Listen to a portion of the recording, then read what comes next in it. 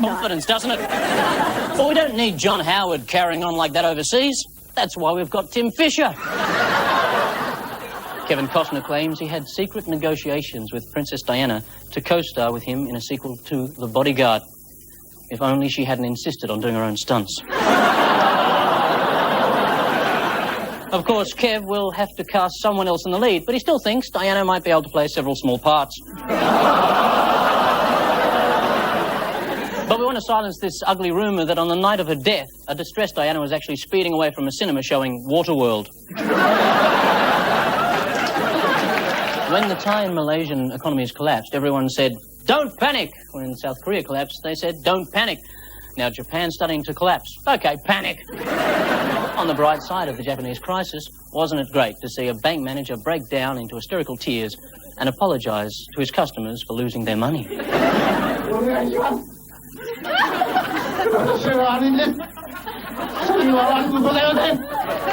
Oh. But what are the chances of that catching on? I mean, in Australia, the banks don't apologise for losing your money. They apologise if they leave you any.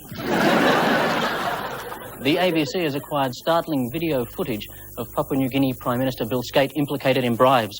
Skate is seen telling his audience, "Fellow Papua New Guineans, if you're watching this, there's $2,000 in it for you. On the other hand, if you are watching this, my government is dead meat." Bill allegedly authorised the payment of about $2,000 in bribes to keep the local media happy. But the ABC ran the story anyway. If you want to buy an ABC journalist this week, they cost $1.1 million.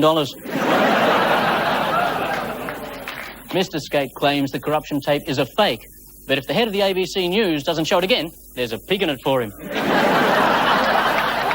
that's the good news.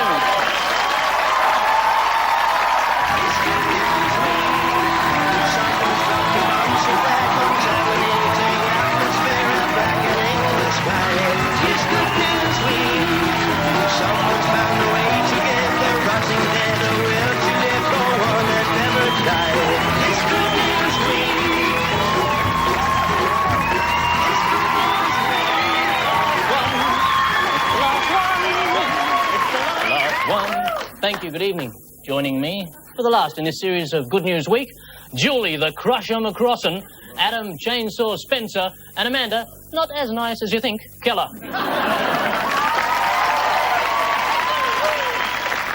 And they're going the full 15 rounds with Mikey, don't call me Marty Robbins, the star of Murder Call Lucy, You Can Ring My Bell, and Doug Mulray.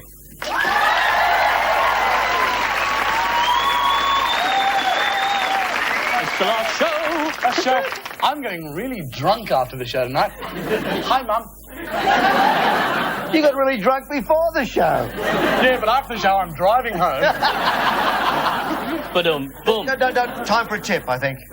Ladies and gentlemen, wherever you are, wherever you're watching, don't drink drive. It's a laundry detergent.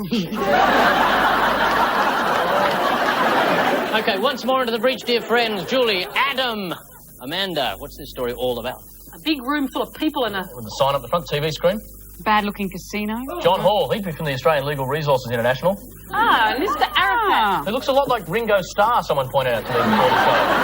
From what I understand, Yasser Arafat has recently decided to overhaul the Palestinian legal system, thinks there's a few things that don't work there, so he's called on a team of expert Australian lawyers to come in and supervise the Palestinian legal overhaul. Can you imagine Australians overhauling their legal system? First point of law, start the barbecue. That's right. Get the beers in and we'll take it from there. I think it's fantastic that Palestinian goat herders will now get 16 weeks holiday a year at 14.5% holiday leave loading, superannuation bonuses.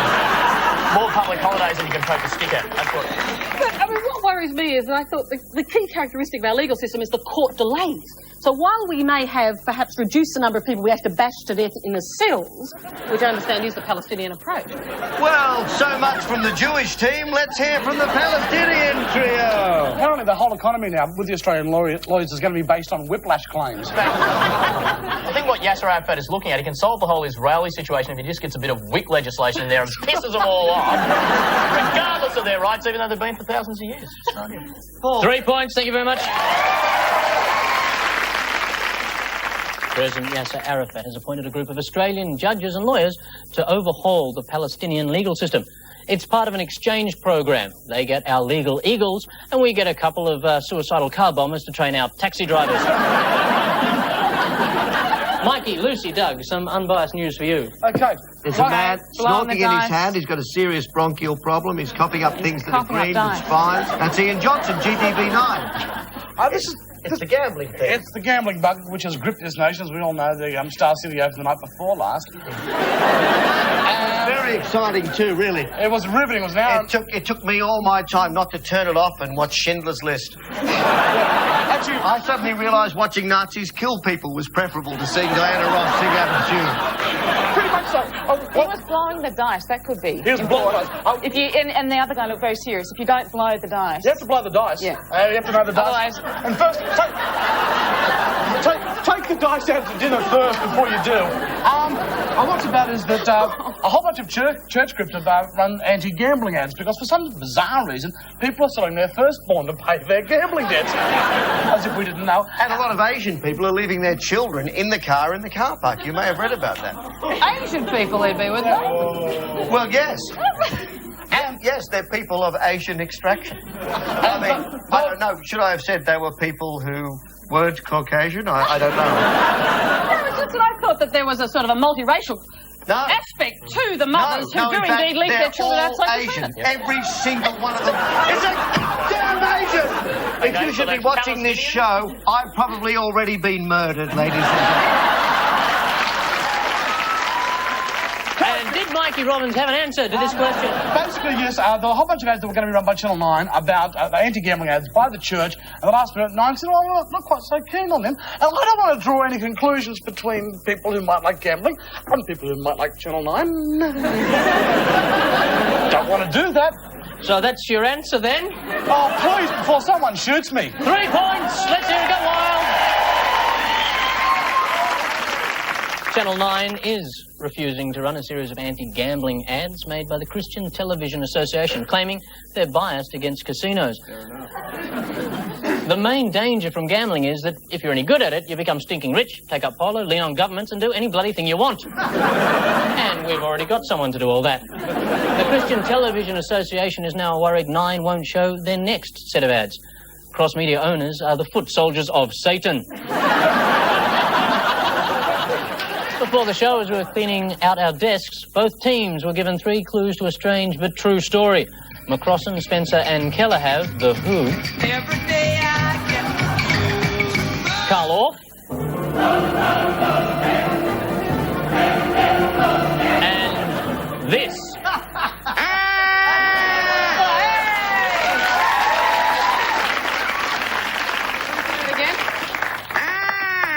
Goodness me. I think we've... Hang on, there, come now. Actually, I think we've eliminated another species. And the amazing thing is, inside all that was a tiny little duck. Got dive. And Robbins, Bell and Mulray received You want to talk props? The Joy of Christmas. Hang on. This is offensive.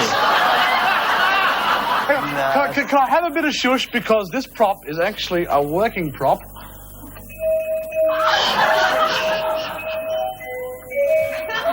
Christmas tree, oh Christmas tree, how beautiful, I'm right.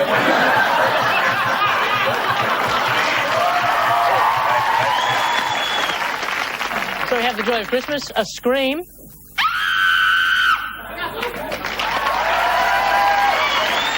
And a nice hug. Actually, I think the hug and the scream should have been in the reverse order.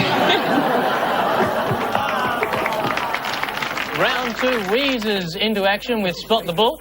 Adam, this is George Edgar from BHP Steel. How you going, George? After a tiny explosion at the Port Kembla Steelworks this week, what was he forced to admit? And we did make a bit of a mess.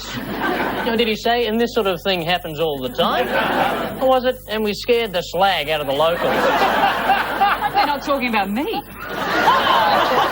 We're talking here about a corporate leader, surely not making humorous and degenerative remarks in relation to massive fires and potential enormous threats. No, they're no fun, are they? Yeah, I think one of the great problems with Australia is our corporate leaders don't do enough sort of off-the-cuff gag work. No. Imagine if the guy from the Exxon Valdez had just gone, ha, little penguin, sucked in. Everyone would have seen the funny side of it. It would have been forgotten very quickly, so I can cross number 3 off the list Yes. already. And surely it's not claiming that they nearly blow up half the eastern seaboard regularly. I don't think this sort of thing happens all the time. Not that they tell us.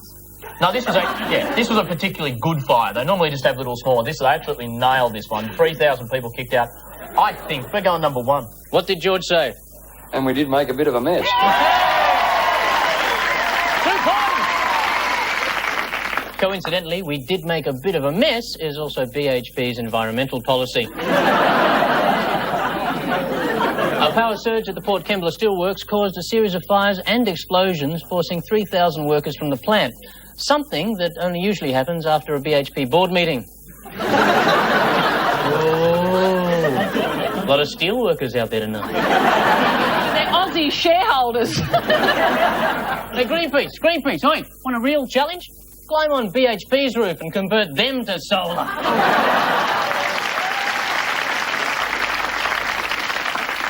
Police believe they've traced the source of the electrical problem. One of the workers decided to start the day with some karaoke on a second-hand Vietnamese machine that he found in the trading post. Lucy, you feel like a bit of bull spotting? I'm ready. Okay, after Pauline Hanson's videotape became public this week, everyone had something to say about it. Which of these statements was actually made? Very weird to me.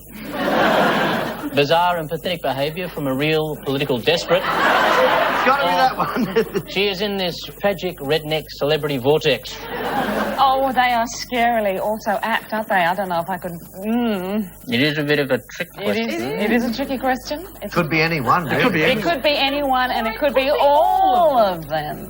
Lucy, it's number 4. I'm going to go for number 4, all of the above. All of the above are true. In fact, I think it's John Howard, Gareth Evans. I don't know number 3. Noel Pearson. I like Noel Pearson. Noel Pearson said number 3. I'm actually certain it's Pauline Hanson. The dress and everything sort of gives it away.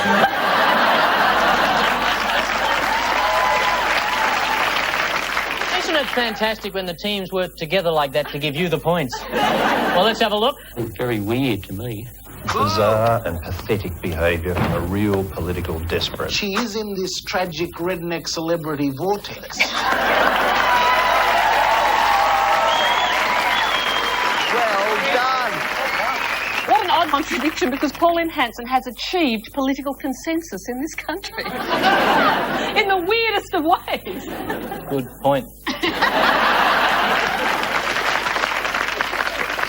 Yes, it was a trick question. Yes, so very well done, Lucy. Of course, there are lots of dangerous people out there. Fortunately for Pauline, most of them are in her own party. But there was one part of the video Witness didn't show, the sequence where Mrs. Hanson peels off her face and demands that all world leaders surrender to the Death Star or face annihilation. Use the force. To get rid of round 2, the game with a name, Warren.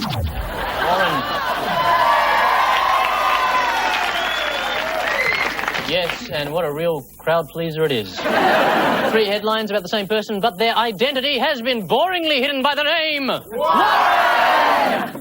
Amanda, your headlines are: Witness to spill beans on Warren. Warren linked to more deaths. Warren's salute to black women. Witness to spill beans on Mikey Robbins, but they wouldn't last long. Not because I think I have friends to take them off me. Ants aren't friends, you know. Well, apparently they salute other black women. Well, yes, Warren's salute to black women. We think... Spice Girls. No. I think that's more Spice Girls linked to more deaths. I thought that was a casino thing. Yeah. Warren's salute to black women. Michael Jackson wanted to give a salute to black women. Now that he's a white woman, he feels that he can't. He's not quite empowered to do so. No, looking at all of those 3, I think Winnie Mandela's been in the news this week. She's involved with a murderous soccer team. Allegedly. Sorry, Winnie. I love your work, Winnie. It's odd that so many people die playing football. Soccer. Look, our team would only murder a beer. When you talk about... Winnie's Warren, yeah? Winnie's Warren. Warren, it's as simple as that. Let's see who it is. It's Winnie Mandela!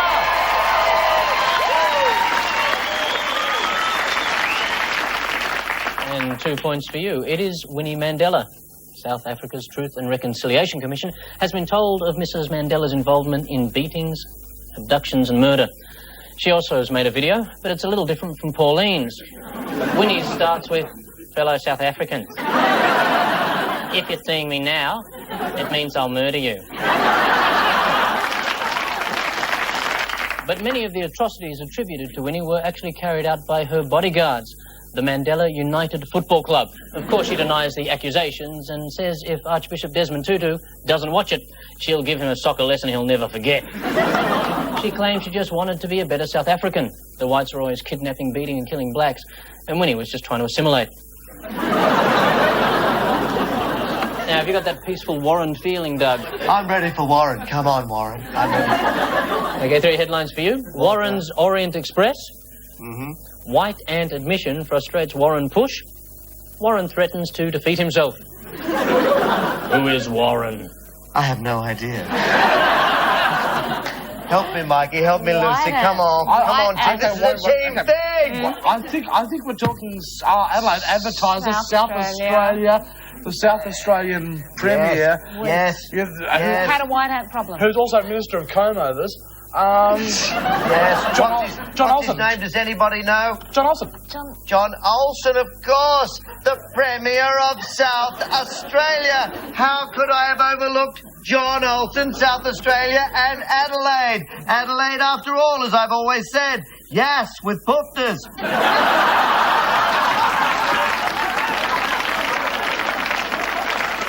Olsen is Warren, Warren is Olsen, Olsen is Warren. End of story. Is the man right? Yeah! 2 points! It is South Australian Premier John Olsen. Olsen says if his minority government continues to be thwarted in the lower house, he'll support a vote of no confidence in himself and call an early election. And John is a man of principle. If there is an election, he plans to vote against himself there too. As he says, the most honest form of criticism is self-abuse. But I mean, what's their election slogan going to be? Put in the team who kick themselves out? At a meeting last week, the Liberals were confident they had the numbers to kick themselves out in a no-confidence motion. Then they realised they no longer had no confidence. So they were no longer confident, no confidence applied. But they aren't confident enough that they've lost enough confidence. So a vote of no confidence will fill them with confidence.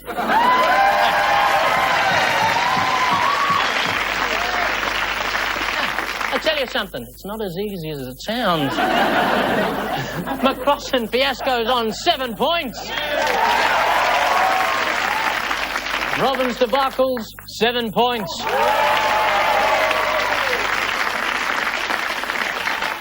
One final game of Odd One Out, I think. Teams we have Howard Hughes. Old and dead. Paul McCartney. Should be. David Healthcott. Have a feel! Have a feel! And a gander. Can we have a go here? Well, I think no. Amanda, Adam, Julie. Well, David Healthcott was in the news recently. Allegations, I think, at it was an LA party that he might have inadvertently given Celine Dion a feel. She doesn't even have buttocks. How she can give her a tweak on the bum? A feel known in the Aussie vernacular as being goosed. It's very impressive if you manage to goose Celine Dion, because you've basically got her lower back and then her ankles, and that's it. So you don't have much to go for there. I suggest that you also have contact with Howard Hughes. Well, Howard Hughes, remember in his later years, he went all reclusive and he grew his fingernails massively long. Imagine being goosed. No. Okay, Mikey, you're going to throw it to Mikey. Come on. Anybody? Who are you showing in the audience? Are you 5? 5 come from the audience. 15 up the back. Anybody, go on now. The show's going. A giant wooden plane that flew once. The chap in feathers is clearly a goose. And Paul McCartney married... No. Paul McCartney is out because he doesn't eat goose. Exactly. He's a vegan. He wouldn't go near a goose. I'm having a bit of a quandary here because you both did that sort of together, so I think I'm going to have to award you both 3 points each.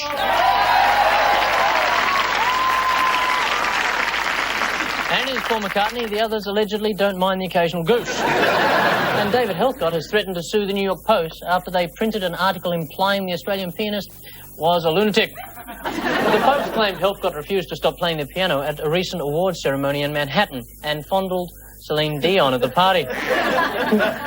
So it's an endearing and eccentric plea for affection on film, but in real life, it's being groped by a loony. But David didn't grab Ms. Dion intentionally. He was frightened by the paparazzi, thought she was a concrete pillar, and crashed into her.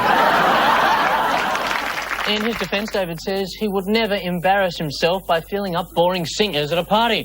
He spent most of the night alone, having a quiet time, standing in the punch bowl, in his underwear, humming Flight of the Bumblebee, through a stuffed olive in his left nostril.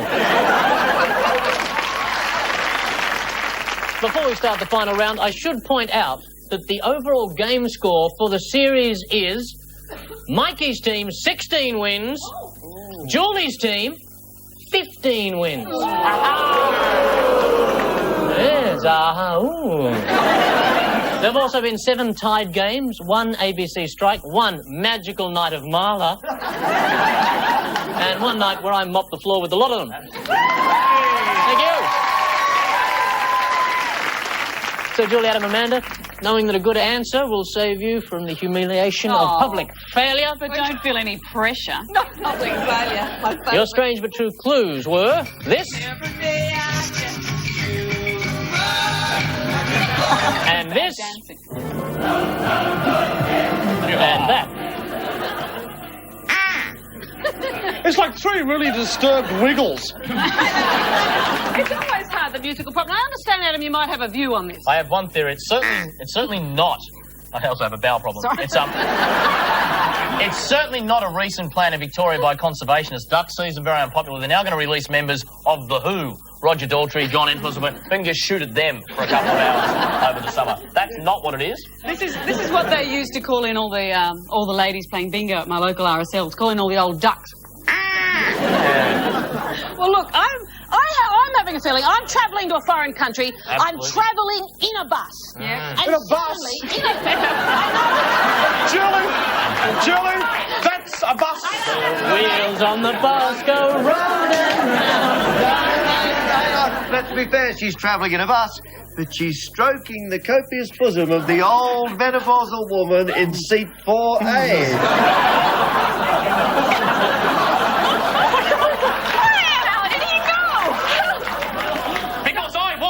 Menopausal woman.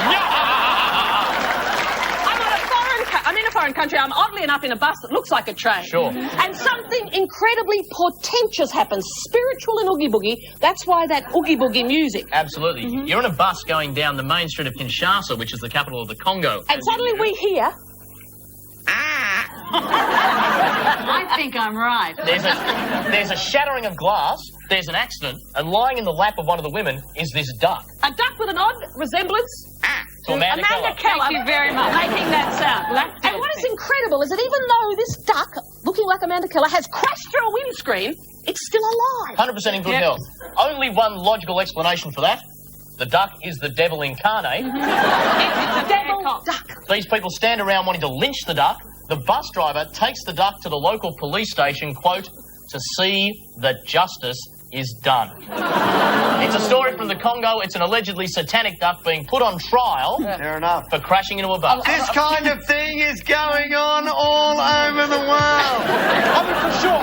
Satan is going to come back as a duck. This is the Black Lord. He could come back as a panther. Well, he could come back as a great white shark. And he could come back as a big bulldozer. He's a duck. Satan comes back as a duck. Whack, whack, whack. Yes, whack, whack, whack. It's obvious. Beware the duck. You're saying oogie boogie. Yeah, woogie, yada, yada. demon Devil duck. duck, come on. Yeah? Demon duck. You're right. Thank you.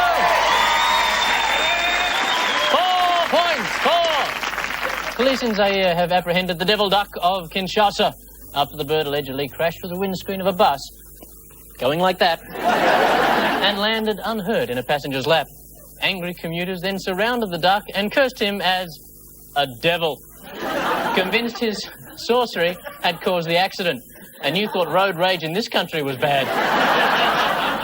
But no one is sure what really happened, because all the passengers hit the floor when the driver yelled, "Duck!" Just...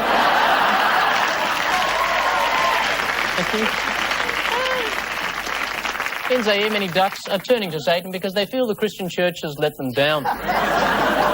When they turn up for confession, they're not taken seriously. And those communion wafers just don't fit the bill.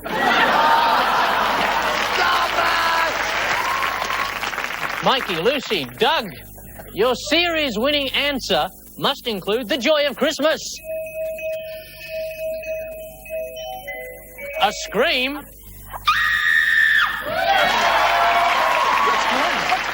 And that very lovely hug. Group hug. Group hug, there we And go. up front. Oh, who's the hooker? Christmas for many people can be a wonderful, caring, sharing, joyful time of the year. Unfortunately for a lot of people... It's not. It's not. It's sad, it's lonely. No. Murders go through the roof. Yeah. Oh, weird. Yeah, I know. You've got to throw them real hard, but murders will go through the roof. But we're talking stress, we're talking angst, we're talking human misery. Do we know Every that year this- you watch the papers, you see that people behave extremely badly at Christmas time. Christmas, New Year is a time of angst. Never mind the love, never mind the camaraderie. I've got a question. Never mind the How do we know it's a bad scream? This could be a happy scream. This could be Christmas scream. No, it's a sad... Happy. No, it's angst. We're talking angst, aren't we, folks? It's a sad Christmas. Lucy is lucky enough to come from a happy family and she wants to express a positive feeling about Christmas. Ladies and gentlemen, a round of applause for Lucy.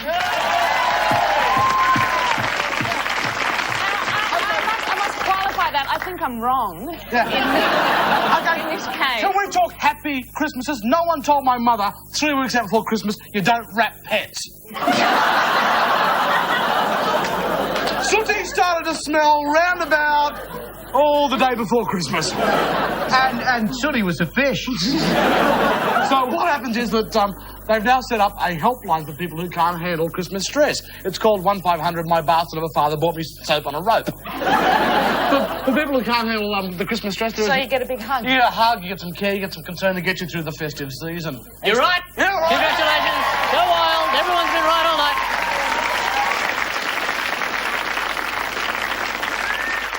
In an attempt to help those people who suffer from festive anxiety, a Christmas phobia support group has indeed started up in Melbourne. There you go. The support group will have friendly staff on hand for Yuletide-related counselling. 24 hours a day, 7 days a week, except, of course, over Christmas, when they'll be closed. The good news is, if the Christmas phobia support group can't help, they will give you the address of your nearest synagogue, so you can convert to Judaism and take the pressure off yourself. Julie McCrossan, Adam Spencer and Amanda Keller scored a jingle-bellish 14 points. Dashing through the snow past Mikey Robbins, Lucy Bell and Doug Mulray on a red-nosed 13 points. Before we go, seeing as it is our last show, we'd just like to thank the Good News Week book. Available at ABC shops and good bookstores for only $16.95.